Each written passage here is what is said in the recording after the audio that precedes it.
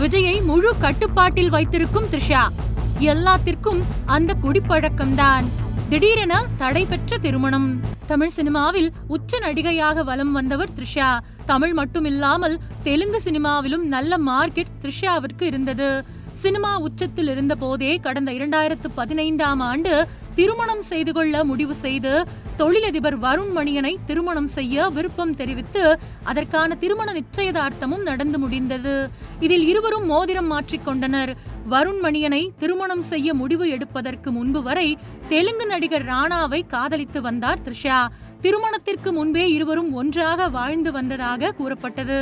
இந்த நிலையில் இருவருக்கும் ஏற்பட்ட கருத்து வேறுபாடு காரணமாக பிரிந்தனர். இதன்பின் காதல் தோல்விக்கு பிறகு சிறிது காலம் தனியாக இருந்தார்.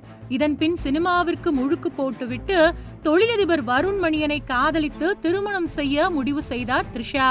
இருவருக்கும் திருமண நிச்சயம் 2015ஆம் ஆண்டு ஜனவரி 23ஆம் தேதி சென்னையில் நடைபெற்றது. த்ரிஷாவிற்கும் வருண் மணியனுக்கும் 2015ஆம் ஆண்டு இறுதிக்குள் திருமணம் நடைபெறுவதாக இருந்தது. ஆனால் கருத்து வேறுபாடு காரணமாக இவர்களின் திருமணம் ரத்து செய்யப்பட்டது. இதற்கு காரணம் த்ரிஷா வாழ்க்கையில் மீண்டும் ரீஎன்ட்ரி கொடுத்த தெலுங்கு பட நடிகர் ராணாதான் என்று கூறப்பட்டது.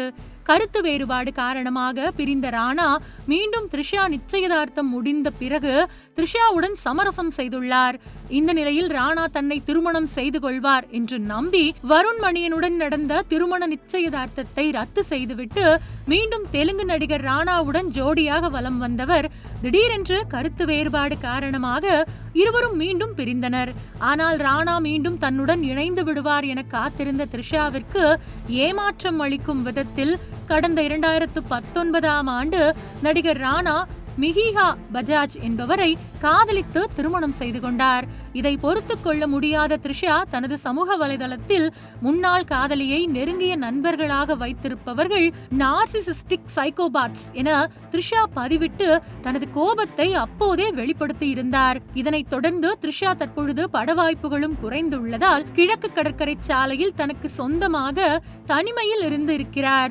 வயதாகியும் இன்னும் திருமணமாகாமல் இருந்து வந்த த்ரிஷா தன்னை காதலித்து ஏமாற்றிய நபர்களை நினைத்து சோகத்தில் மதுவில் மூழ்கி இருந்ததாக அப்பொழுது தகவல் வெளியானது. அந்த காலகட்டத்தில் அவ்வப்போது த்ரிஷாவை சந்தித்த அவருடைய நெருங்கிய நண்பரான நடிகர் சிம்பு மது அருந்த வேண்டாம் என அட்வைஸ் செய்து வந்ததாக கூறப்பட்டது. இப்படி சோகத்தில் மூழ்கி இருந்த த்ரிஷா பொன்னியின் செல்வன் படத்தின் மூலம் சினிமாவில் ரீஎன்ட்ரி கொடுத்தவர்.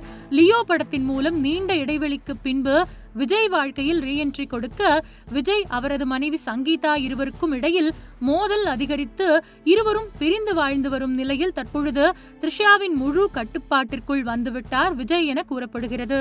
அந்த வகையில் காதல் தோல்வியில் சோகத்தில் மூழ்கி இருந்த த்ரிஷா வாழ்வில் புதிய வெளிச்சத்தை விஜய் கொடுத்தார் என்றாலும் சங்கீதா வாழ்க்கையை இருளில் மூழ்க செய்துவிட்டார் விஜய் என்கிற விமர்சனமும் உண்டு.